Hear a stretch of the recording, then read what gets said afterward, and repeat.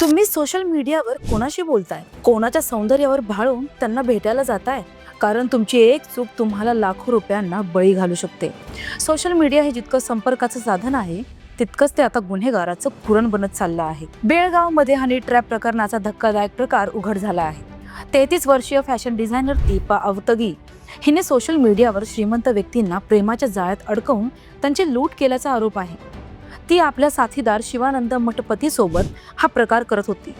शिवानंद श्रीमंत लोकांची माहिती गोळा करायचा, तर दीपा त्यांच्याशी सोशल मीडियावर अश्लील चॅटिंग करून त्यांना लॉजवर भेटायला बोलवायची. लॉजवर बोलवल्यानंतर ती समोरच्या व्यक्तीला बाथरूम मध्ये पाठवून बाहेरून कडी लावत असे आणि त्यांचे दागिने, रोख रक्कम व कारच्या चाव्या घेऊन पसार व्हायची.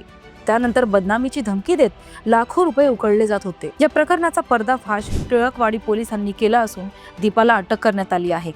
पोलिसांनी 32,86,000 रुपयांचा मुद्देमाल जप्त केला असून त्यामध्ये फॉर्च्युनर आणि एस क्रॉस सारख्या महागड्या गाड्या, 11 मोबाईल फोन आणि रोख रक्कम समाविष्ट आहे. तिचा साथीदार शिवानंद मठपती सध्या फरार असून पोलीस त्याचा शोध घेत आहेत. तर मित्रांनो, सोशल मीडिया हे संपर्काचं साधन असलं तरी ते आता गुन्हेगाराचं पुरण बनतंय.